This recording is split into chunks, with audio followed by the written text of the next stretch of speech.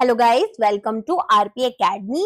तो दोस्तों, अगस्त 6 2025 में एक बहुत ही इम्पोर्टेंट अपडेट आई है आरबीआई के साथ, जिसमें कि इन्होंने को लैंडिंग अरेंजमेंट्स के बारे में बात की है और बोला है कि अब जो हमारी नई गाइडलाइंस है वो इम्प्लीमेंट की जाएंगी। तो एग्जैक्टली यहाँ पर को लैंडिंग होता क्या है, क्या गाइडलाइंस आई हैं और क्या बैंक्स और एनबीएफसीज को बोला गया है, ये हम आज की क्लास में समझेंगे।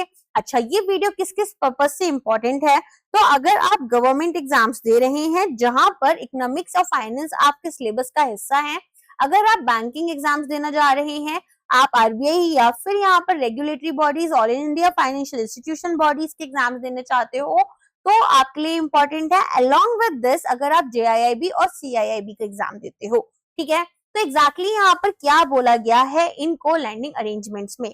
तो सबसे पहले तो यहाँ पर इन्होंने बोला है कि ये जो अरेंजमेंट्स हैं ये आपकी 1 जनवरी 2026 से इंप्लीमेंट होनी शुरू हो जाएंगी। तो यहाँ पर अब आपको क्या बोला गया है कि ये गाइडलाइंस आखिर आई क्यों है? ये गाइडलाइंस आई है ताकि जो कोलैबोरेशन हो रहा है हमारे बैंक्स और एनबीएफसीज के बीच में, उसको फॉस्टर किया जाए, उसकी ग्रोथ को प्रमोट किया जाए, लेकिन साथ में रेगुलेटरी कंप्लायंस को भी हम इंश्योर करते हुए हमारे इंडियन फाइनेंशियल सेक्टर में स्टेबिलिटी लाने की कोशिश करेंगे। तो सबसे पहले अगर हम बात करें को लैंडिंग होता क्या है, तो आपको पता होना चाहिए को लैंडिंग में हमारे पास में बैंक्स होते हैं और नॉन बैंकिंग फाइनेंशियल कंपनीज होती हैं जो कि आपस में मिलकर, साथ में मिलकर बोरोइंग्स यहाँ पर प्रोवाइड करती हैं या फिर बोल सकते हैं लैंडिंग करती हैं हमारे बोरोअर्स के लिए। अब इसका फायदा क्या होता है? तो सबसे पहले तो यहाँ पर अब आपको पता है नॉन बैंकिंग फाइनेंशियल कंपनीज की एक अच्छी पकड़ आपको रूरल सेक्टर्स में देखने के लिए मिलती है, और यहाँ पर हमारे जो बैंक्स हैं वो इसको एक फाइनेंशियल इंक्लूजन में बहुत अच्छा इनिशिएटिव ले पाते हैं।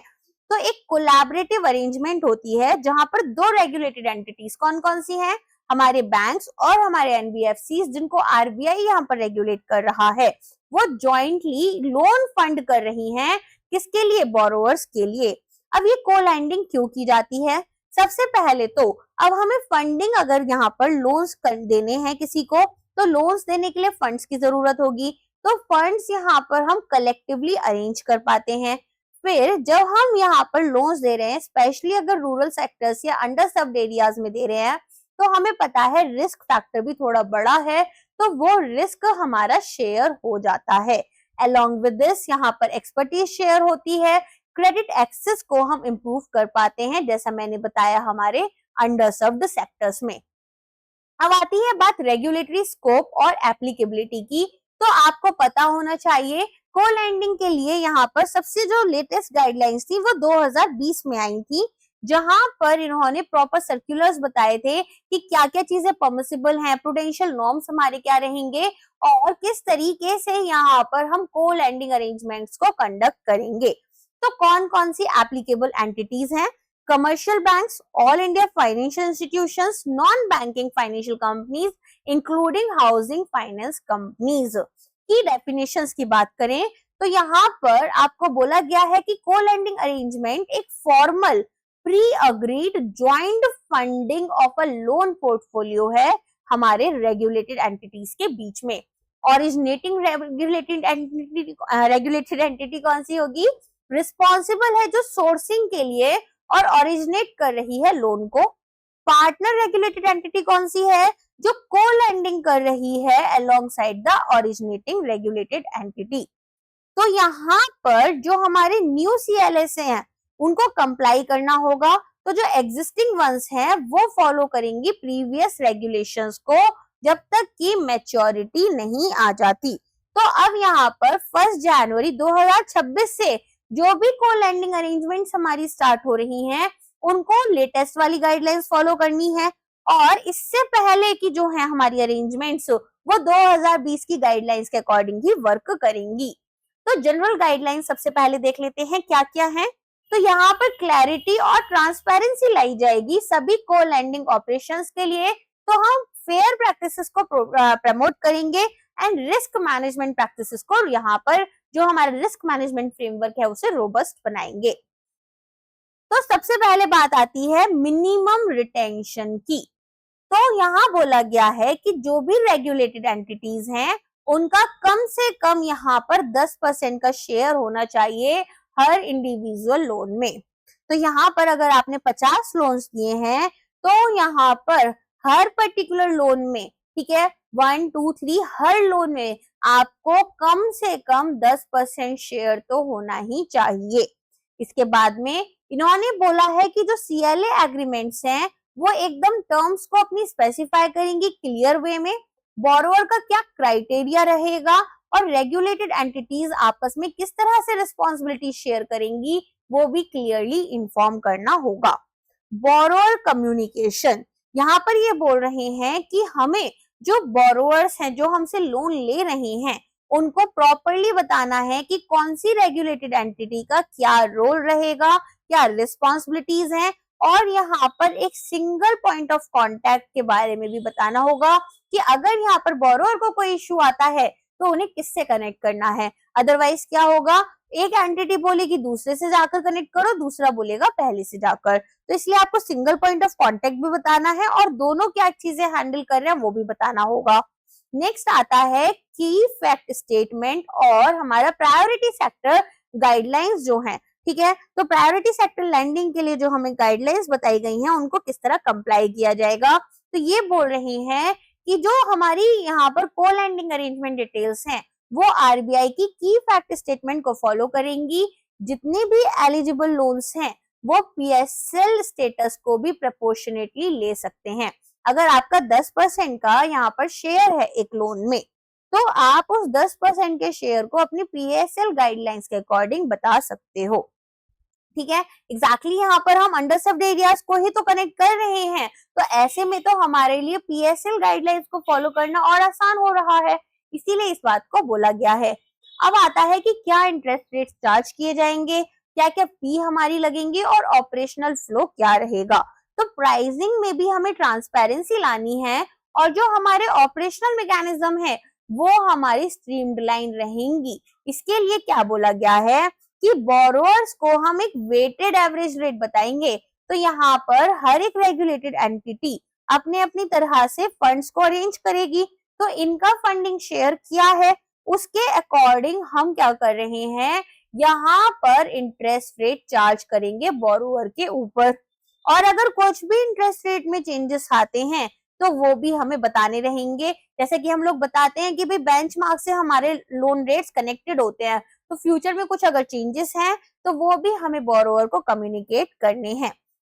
इसके अलावा फी और चार्जेस की बात करें तो कुछ एडिशनल फीस यहाँ पर आपकी इंक्लूड हो जाती हैं, तो वो आपकी एनुअल परसेंटेज रेट में इंक्लूड रखोगे।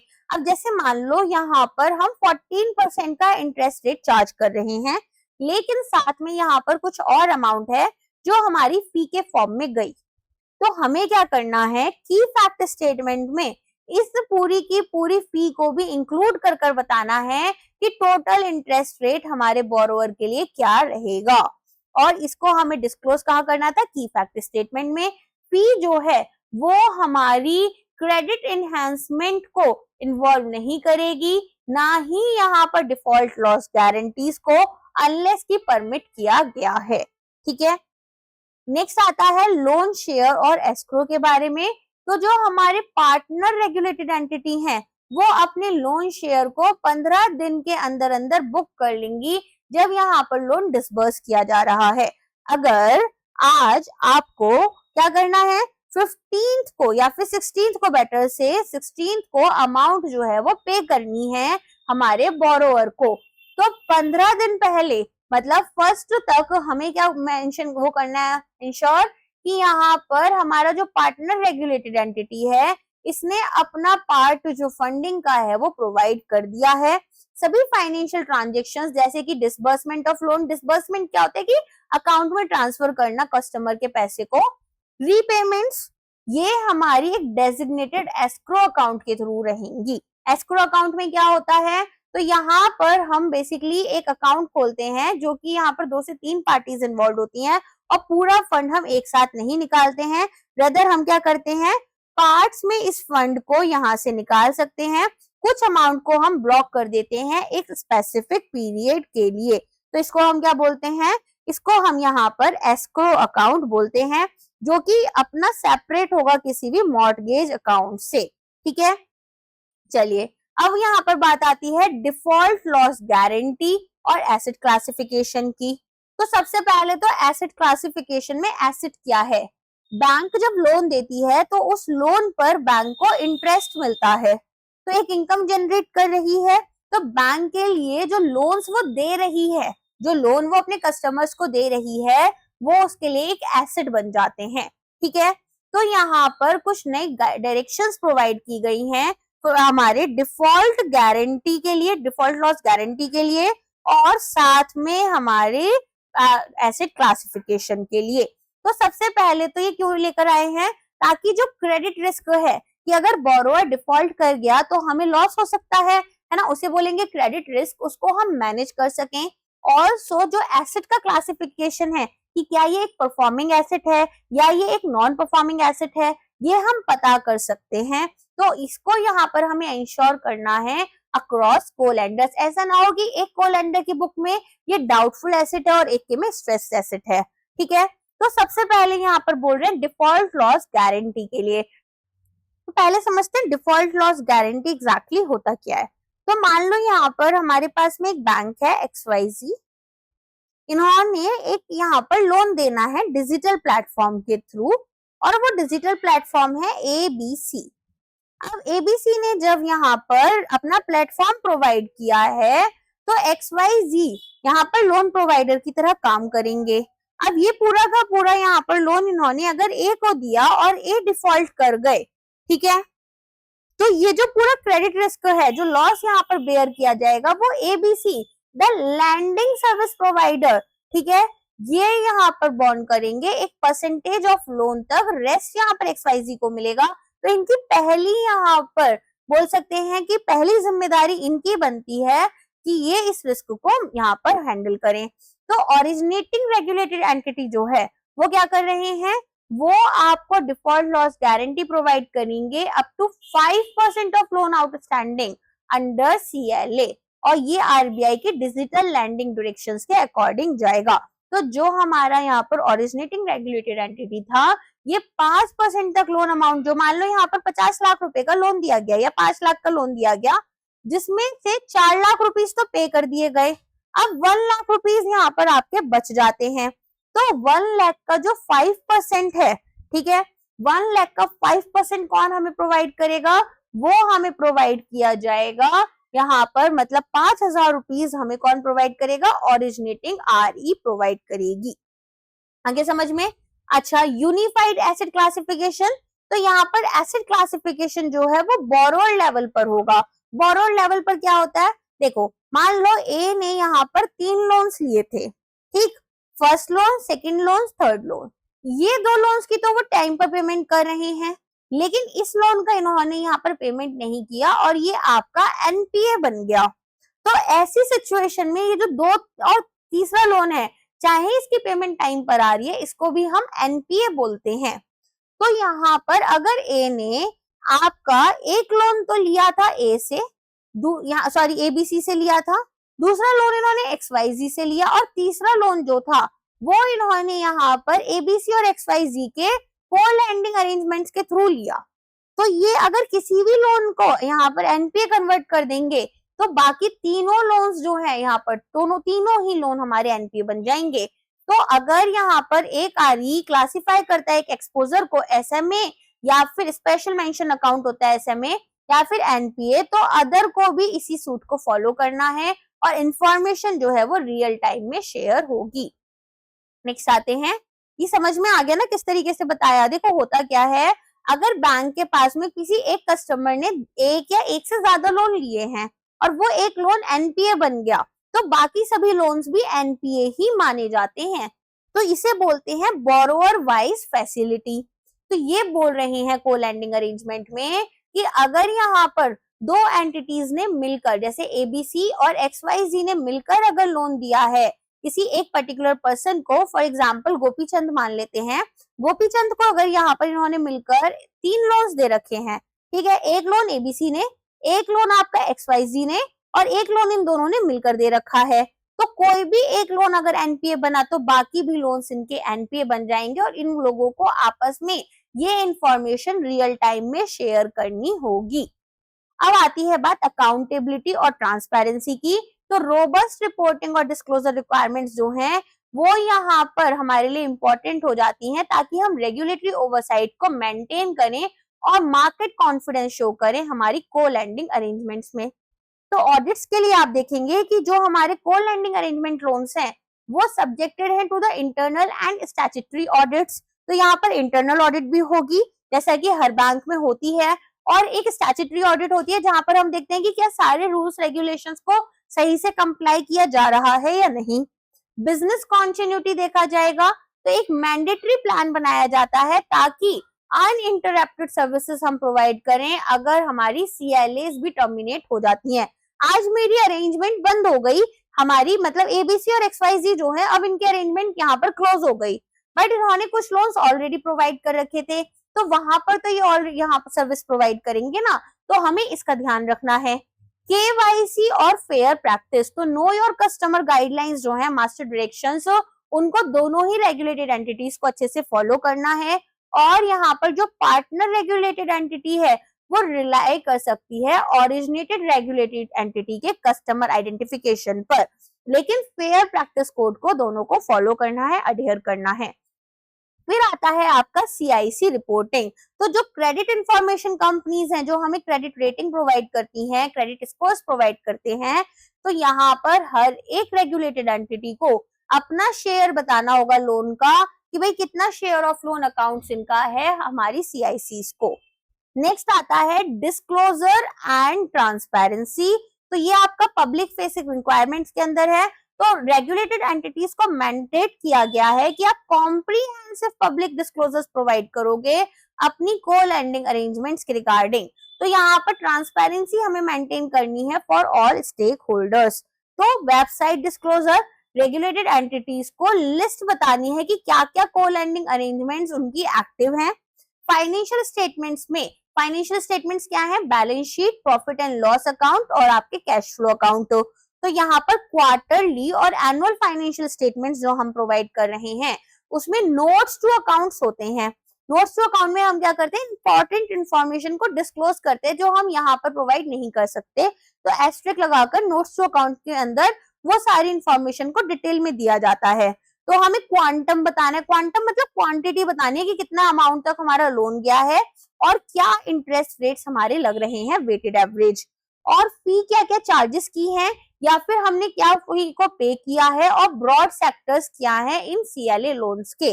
परफॉर्मेंस क्या है, यहाँ पर एनपीए तो नहीं बन गए, स्पेशल मेंशन अकाउंट में तो नहीं आते, सब स्टैंडर्ड, स्ट्रेस, डाउटफुल एसेट क्या है, और DLG के डिटेल्स दी जाएंगे, डिफॉल्ट लॉस गारंटी की। ठीक है, चलिए नेक्स्ट आता है। अब यहाँ पर क्या चैलेंजेस हम लोग फेस कर सकते हैं। तो क्योंकि हमारी ट्रांसपेरेंसी तो बढ़ रही है, लेकिन यहाँ पर जो नए डायरेक्शंस हैं वो अपॉर्चुनिटीज और ऑपरेशनल हर्डल्स दोनों प्रोवाइड करेंगे। इम्प्रूव ट्रांसपेरेंसी है, तो यहाँ पर क्लासिफिकेशन जो है एसेट्स की वो यूनिफॉर्म रहेगी और बोरोवर्स का डिस्क्लोजर हो जाएगा। प्रायोरिटी सेक्टर लैंडिंग्स में हमें स्ट्रेंथन हो जाएंगे लोग यहाँ पर और अच्छी पार्टनरशिप्स करेंगे। रेगुलेटरी डिसिप्लिन की यहाँ पर बात हुई है कि भाई कोई भी स्ट्रेस डिटेक्शन है तो वो अर्ली होगा, लोन्स की एवरग्रीनिंग से बच सकते हैं। लेकिन इम्प्लीमेंटेशन में क्या क्या चीजें हैं, सबसे पहले तो टेक्नोलॉजी की बात करें तो यहाँ पर IT सिस्टम लिंकिंग। अब यहाँ पर एक बोरोवर जो है वो डिफॉल्ट अगर कर रहा है, एनपीए में कन्वर्ट हो रहा है कोई हमारा लोन, तो रियल टाइम यहाँ पर इंफॉर्मेशन प्रोवाइड करना थोड़ा मुश्किल हो सकता है। साथ में कैपिटल कंस्ट्रेंट्स, अब हो सकता है CLA अरेंजमेंट में जब हम किसी को लोन प्रोवाइड कर रहे हैं तो कोई NBFC यहाँ पर यहाँ पूरा लोन का फंड नहीं प्रोवाइड कर पा रही, तो 10% का जो मिनिमम रिटेंशन है ये यहाँ पर सर्टेन लोन्स की एपेटाइट को इम्पैक्ट कर सकती है।